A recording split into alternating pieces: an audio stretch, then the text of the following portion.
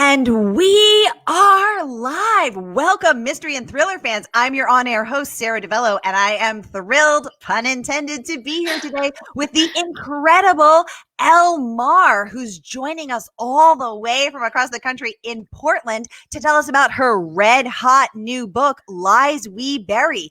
Elle, welcome to Mighty Mysteries. Tell us about your book. Wow, what an incredible introduction. Thank you for that, Sarah. I am so happy to be here.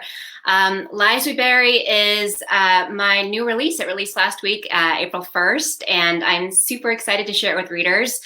It's my second thriller, and yeah, it's set in Portland, Oregon, and it takes its inspiration from true crime headlines. Ooh, true crime. I am here for it. Who else? I know we have a lot of true crime fans in the audience. Give us some hands up in the comments if you love true crime as much as I do. So I just want to pause really quickly and welcome everyone who's watching us on Facebook. So I'll be monitoring right over here on my second screen. If you've been here before, you know how it works. And if you're new, welcome. We're so thrilled to have you. Here's how it works. Every Tuesday, I present you with two fabulous, fascinating authors in our favorite genre of mystery and thrillers, and you get to ask them anything. So you can ask Elle about her writing, about her book, about her inspiration, about her process.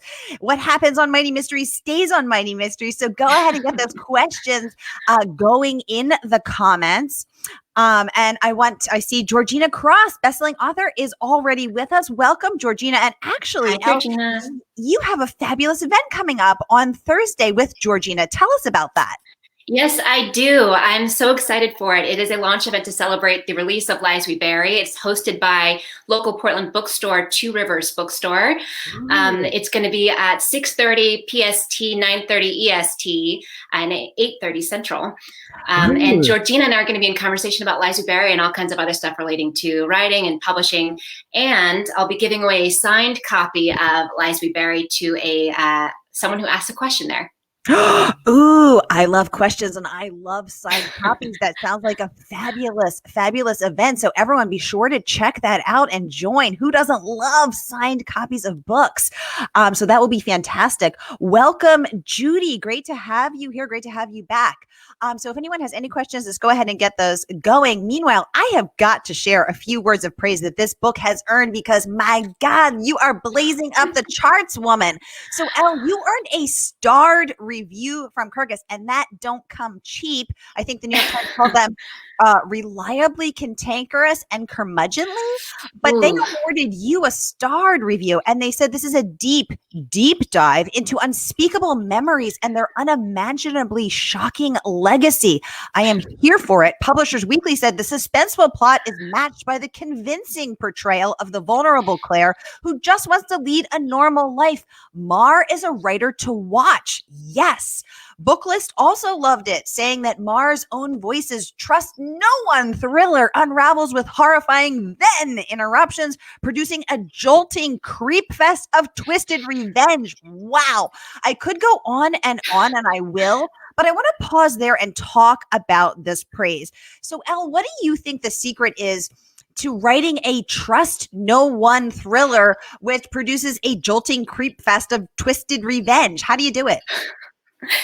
Wow, that's a great question. I am still getting the hang of it. My theory is that it should entice you as the author and maybe scare you even as much as you hope it will scare or entice readers. I'm the kind of person that I turn a dark corner and I think, what could be behind that dark corner? What am I about to encounter? And so I constantly play this little game with myself where I'm imagining this other scenario that might happen, and I just keep amping it up in my head. And writing a thriller is kind of like that for me. What would cause me to turn the page as a reader? I try to write as a reader first, and then hopefully produce that for the readers themselves, try and write a page that makes the reader want to continue forward, and hopefully quickly. I love that. So you write as a reader first. Tell us more about what you mean by that. Yeah, just in the sense that I think it comes down to trusting yourself as an author or a writer. So often we get caught up in, anybody gets caught up in another person's praise or acceptance or rejection of you, and especially when you're creating art and then present it to the world. And I think it's important to remember to trust ourselves as authors, and remember that we are readers at heart, or at least I am definitely, and to know that it's your first impression counts. And if you are creative and if you are passionate about something, then other people may be passionate about your ideas also. Exactly. Alan is saying, you seem awesome. We totally agree. Anissa is saying, giving you hearts. Welcome back. Thank you. Anissa, top community member. We are loving this conversation so far. Thank you. So tell us, Elle, when you say that you go around dark corners and you think, what's the worst that could happen? Does your mind ever go blank, or do you just have a super fertile imagination? Teach me your ways, woman. Teach me your ways. Ooh, I definitely have a fertile imagination. I don't think my mind ever goes blank, probably because I watched too much cable as a child. I just have too many things already fermenting in there for decades on end. I definitely think, we are, at one point or another during this last year, we've been in lockdown, whether you are right now or you're just coming out of it. And so there's been a lot of time to sit and think, I think. And I've had a lot of ideas just kind of bubble up, and then hopefully, as I said, ferment from there. I've been writing down ideas for my next book, and that's generally how I write as well. Back to one of your original questions, I think about things that grab my attention, I write them down, and then when I go to write another story, I choose from among those little phrases or ideas that I've jotted down, and think, what do I want to spend the next 6 months with? And hopefully something clicks. Ooh, I love that. So how many of these little notes do you have? Are we talking stacks? If they were written out physically, they would absolutely be stacks. Luckily, I have my notes app on my phone, and so it's just, you have to scroll, and scroll. And I'm not saying they're all good ideas, by the way. They're just ideas. Elle's finger is getting a workout as she scrolls and scrolls through her fabulous ideas. I love that. Anissa is saying, yay, creepfest. I loved that review as well. How do you allow yourself to go to these dark places, and do they stay with you? Absolutely. I don't think that I won't say that I have to go to these dark places. I think they kind of live around us. I think if you're paying attention and you're, walking down the street at night, there's an element of like the hair creeping up on the back of your neck. No matter who you are, I think, wondering, again, what's around that corner, or is that a lamppost up ahead with the bulb burned out, or is that a person waiting, slender and hiding in the shadows? Our minds do that probably as a result of watching too many movies, like I said, or cable, like I did as a child. But we have that, I think, and it's suppressing that allows us to, live our lives normally and socially appropriately. But I think if we don't freak out in public usually, but I think if we subdue that part of ourselves, that etiquette part of ourselves, and allow ourselves to go there, I think it's there for everyone. You just have to tap into it.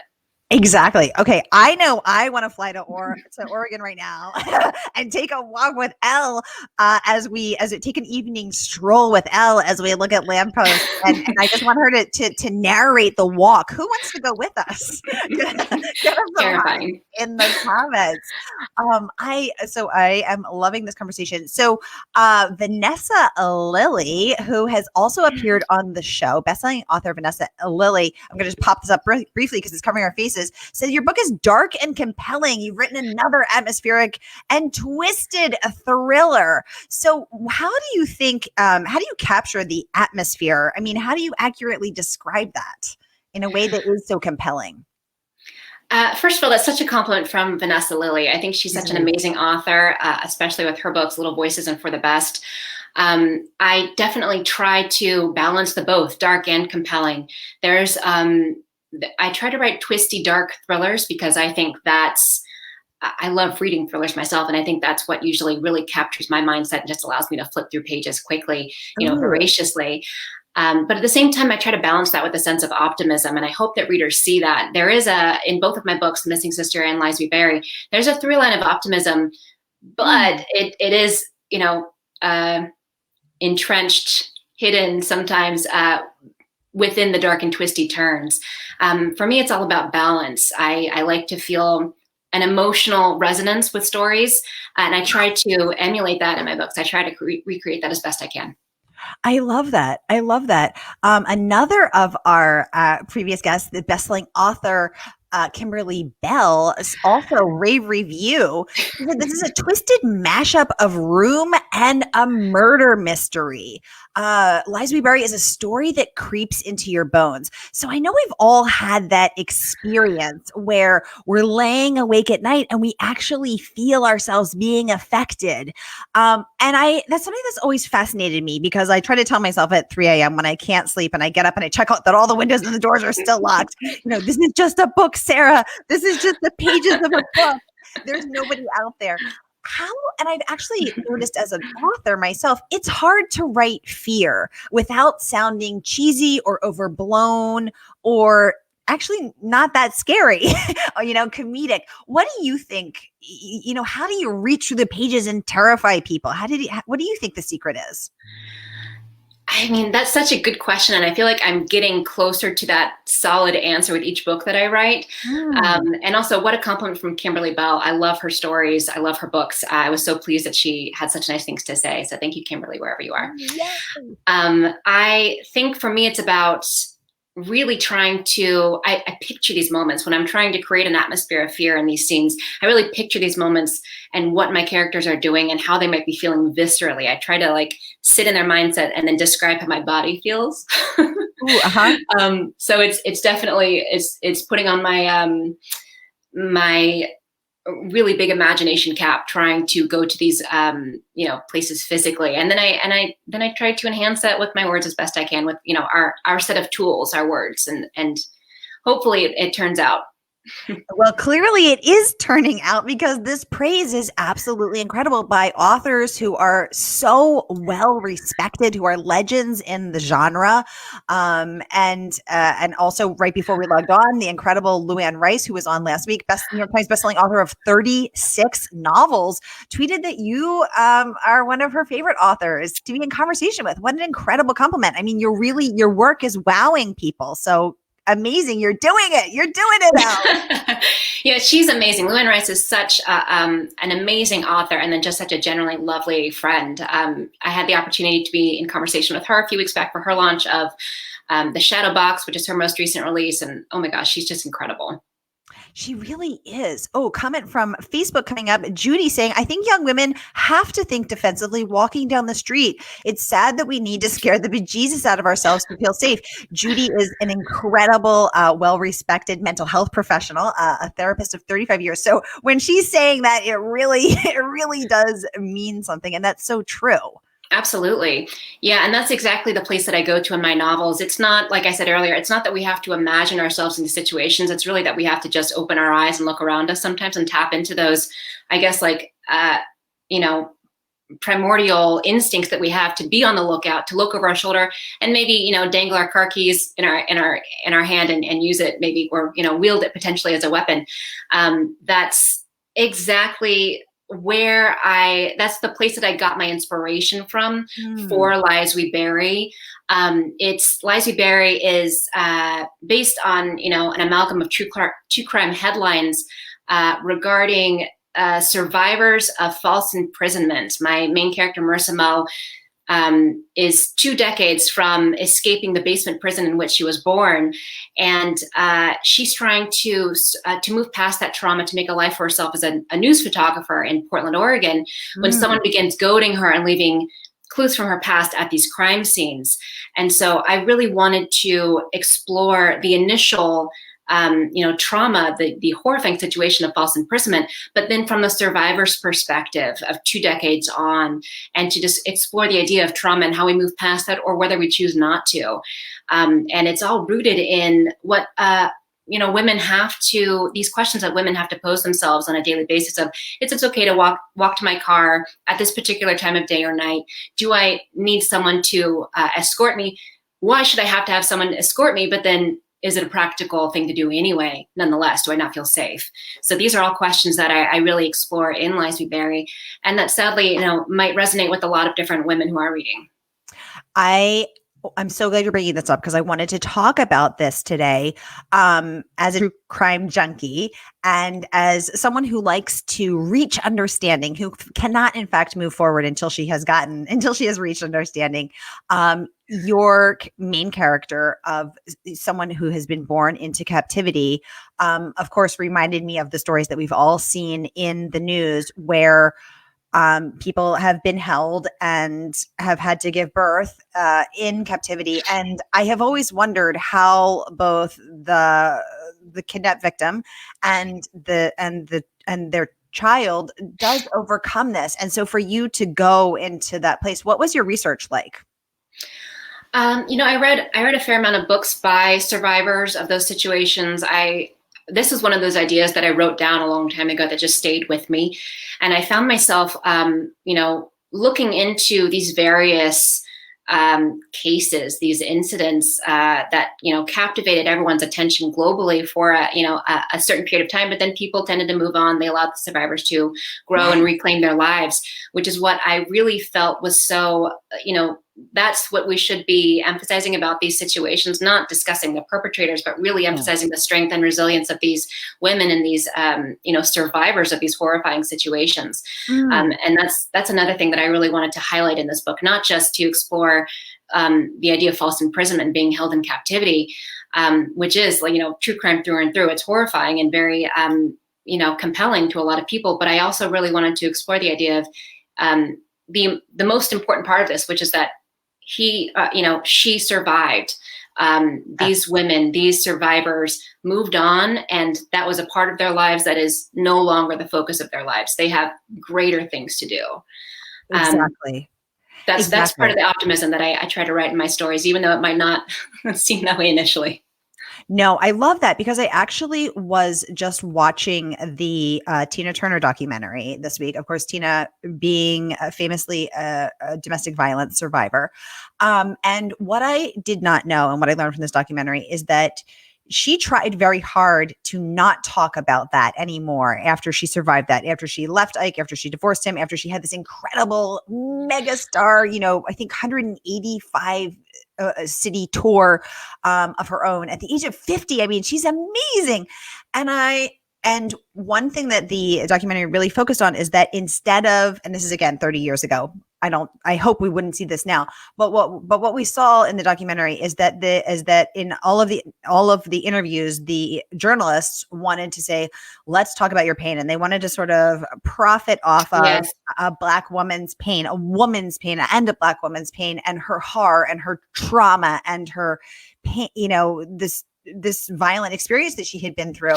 And she kept saying, oh, we have to talk about this. We're going to talk about this. But I think 30 years ago wasn't in a position to say, I'm not talking about that, Right. Period, full stop. I'm here to talk about me, the other, the human, the singer, the amazing, and I'm my work. Yes, exactly. This whole other part of herself, which is the entirety of herself instead of this one part of herself. Exactly. And so I love that you differentiate that and talk about that, because I think we see a lot of that in our, still in our culture is, wanting to talk about him, about the perpetrator instead of them and their survival. We need to shift the light. Sarah, we could talk about this all day. I 100% agree with you. I'm right there. I'm here for it. It's too frequently, and I think there's some shifting going on in our mentality as a consumer society, as we're consuming headlines, and then how the media is then portraying these incidents and especially these perpetrators. But for so long, it's really been about, the headlines have been about the perpetrator themselves, the criminal or the assailant, instead of stories of these these survivors when they're ready to share their stories or when they're ready to share their identities. It's been a kind of a culture, a strange culture of like highlighting the perpetrators themselves, and then debating so many things about the situation, motivations, etc. When really we don't need to talk about them. Who cares about them? They're the least exciting thing about any story of survival. It's really about the people who have come out of these situations demonstrating resilience and strength far greater than anything that those perpetrators could have had. I'll Exactly. get off my soapbox. No, it's so true. And actually, last year, my friend Stephanie Ebert, who is a reporter for the Boston Globe, wrote this investigative story about the women who had been victims of human trafficking when the owner of the New England Patriots football team, was caught, being a client of certain massage parlors in Florida. And Right. they were not talking about the women. They were only talking about him. They hadn't even named them. They hadn't even given them the dignity of a name. And it's like, this has been how our culture has been, is male focused and, and focused on him instead of on her. And I'm happy to see that shift, and it's finally happening. So Yeah. thank you for I couldn't taking agree that more. on. Thank you Yeah, for I couldn't agree more. Thank you for that. Thank you for the applause, Liana. Margaret chiming in, saying the atmosphere of fear discussion is making me think of the difference between terror, fear of the unknown, and horror, disgust at depravity. Oh my God, Margaret, you're blowing my mind right now. Does Elle include both in our books? I've never thought about that difference before. Elle, what are your thoughts? Oh, wow. That's so interesting. The difference between terror and horror. I think, obviously the two are related. Absolutely. I think terror for me is the more subtle of the two, in the sense that terror can be, I feel like terror can just creep into every cell of your body and really demonstrate itself in every part of your body, and express itself in so many different ways. And I think horror is slightly a louder, a more vocal cousin to terror. That's just in my personal off the cuff interpretation, but I definitely strive to articulate both in my books. That's an interesting question. That's a really great question. Sarah, what do you think? You know what? I've never thought about this before. Margaret is also an author and a member of our Mighty Blaze team. So leave it to an author to ask the most I was going to say question. Margaret, you're amazing. An amazing question.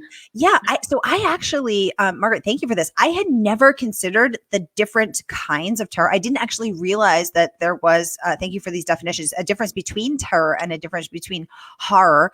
And this is actually going to be really helpful for me as a lens for me as a reader to look at these books differently, and for me as a writer to write these books differently. So thank you for this incredibly thought-provoking, conversation starting, mind invigorating question. I'm getting a brain massage from Margaret. Thank you. Thank you. I'm loving this. I'm just making sure I'm not missing any comments here. Elle, let me ask you this. What is one thing that you want to leave people with when they walk away from the hours that they've spent, the many pages that they spent with you? What do you want them to leave feeling? You said an element of hope, a focus on women and their truth, their story. Anything else you want people to walk away with? Yeah, that's such a great question. Thanks for asking it. I definitely think, I'm a big believer that once you create your art and you release it to the world, it's the consumers, it's the readers. They can interpret it however they'd like, of course. I'm hopeful that readers end my books and they feel a sense of the optimism that I try to imbue there. And at the same time, that they had a great time. First and foremost, I hope that it's an entertaining read. And I hope it passed, quickly, or at least they savored the story. I do think for Lies We Bury, I hope that readers leave Lies We Bury with the sense that family is not necessarily the people that, resemble you. It might be the family that you share blood with. It might not, but family can take on a lot of different forms. And really, we should hold those relationships close when possible. Oh, I love that. And I totally agree. Thank you for that eloquent and hopeful answer. That's really lovely. Margaret is saying that she can do terror and thrillers and vibrate visibly while reading. I'm picturing her shivering and shivering under the covers. But she can't do horror books. That is fair. That's fair. Al, what are some of your favorite books to read? Who are your favorite authors? I will just really quickly say I can't do a lot of horror either. I will say I accidentally stumbled on Stephen King's alter ego, Richard Bachman, when I was 11, and it was horror. It was absolute horror. I learned a lot as a young child, and also discovered I love reading, no matter the genre. I love all kinds of books. I read cross genre. You know, there's that tricky catch-22 is once you're a writer, you must be a reader, and you don't have a lot of time to read, but you still must make time to read in order to keep advancing as a writer. I am currently reading, I read a couple of different books at a time. A.H. Kim's A Good Family, which is just a fantastic suspense. And then also reading Georgina Cross's The Missing Woman. I saw. Both are just amazing. And Georgina Cross's The Missing Woman, I'm tearing through right now. And I also read her debut, The Stepdaughter, earlier, which was another fantastic read. Oh, I love that. Thanks for the recommendations. That's fantastic. Once again, I just want to remind everyone that Elle is doing an event with Georgina Cross Thursday night at 6:30 Pacific, 9:30 Eastern, and giving away a signed copy of her book, Lies We Bury. So this book is blazing up the charts, so you will want to grab that. All right, we have 5 minutes left. We are entering the lightning round. So let's get those questions going. All right, Anissa is up. Oops, sorry, clicked the wrong one. Anissa is up. If you were to genre hop, where would you hop to and why? I'm kind of liking this Easter Bunny theme. Where would you hop to, Elle? That's a great question. I love writing thriller, suspense. I love it. I really enjoy writing it as much as I enjoy reading it. But if I were to genre hop, I think I might dip into literary fiction. I feel like I actually have an idea just kind of sitting in the back of my head for one day in the future, one day. So I might be literary fiction, might be some book club lit fic. I love this. So fun fact about Elle, she graduated from UC San Diego and then moved to France where she attended the Sorbonne. Ooh la la. So we're seeing a sophistication, très chic, literary thread running through your past, Ms. Marr. So we will look forward to seeing this. Someone's saying that you live with your husband, son, and one demanding feline. We're going to need to see some cat pics. We're going to need everyone. We have Kimberly, my partner in crime, my amazing partner in crime today, has put the links to follow Elle on Twitter, on Facebook, and on Instagram. So are there cat pics? We need to know, Elle. Are there cat pics? Earlier cat pics. I think last year. I need to post more pictures of my kitty. She's very patient. We need more kitty and book pics. Margaret saying she loves this question and such fun answers. I totally agree. Oh, thank you. Yay. Also, she loves I didn't even notice. We are coordinated. We are. That was intentional. I mean, we're just taking it to the next level here on Mighty Mysteries. We're very dedicated. Oh, would it be too much to send a uniform request to future guests and we actually match? We're twinning. No, I think you should do it. Fantastic. Elle, any advice for aspiring writers? What did you wish you knew before you started? I was told this, but I ignored it. Tell us. I was told this. Don't query too early. Don't query too early. Make sure your manuscript is ready. I would say, even if you're dying for feedback from your dream agent or publisher, just sit with your book, sit with your manuscript, and try not to query too early. I would also say, this touched on something I said earlier, don't forget to trust yourself as a reader first when you're writing. When I was querying too early, I would find myself reading my manuscript and being like, I'll fix this later. And then sending it out anyway, and then getting the feedback that exact thing needed to be fixed. So that shows you I'm a little bit on the stubborn side. It takes me a second to absorb certain feedback, but you should definitely remember to trust yourself. That's my advice. Elle, that actually gives me a question. This is something that I really wrestle with as an author, is knowing when and how to trust myself versus when I'm being stuck in ego and when to take feedback. Thoughts on that? I think the numbers are definitely a good indicator. If you're receiving the same feedback from multiple sources, especially if they don't know each other, you probably need to consider it at the very least. maybe not change it, but definitely weigh it heavily and then see where that critique is coming from. And what about the timing? Because I think so many, it's interesting because I think so many of us, Kimberly and I were just talking about this earlier this week, actually, we wait and we wait and we wait and we don't send it out. And then others of us send it out prematurely. And it's so hard to find that balance of, of knowing when it has been polished to perfection. It's time to let it go already, versus when you're like, just one more round. So how did you find that balance? For me, it was about, I had that same conversation with myself for the 3 years that I was writing my debut, The Missing Sister. For me, it was really about, I just had this gut feeling that I needed to keep working on it and just keep refining my manuscript. So I think that goes back to trusting yourself and really knowing, your manuscript best, your story best, and determining whether or not you've taken it the farthest that it can before sending to someone, before submitting. I really think it's about being honest with yourself as well. Ooh, oh, I love that. Being honest with yourself. Yes to that.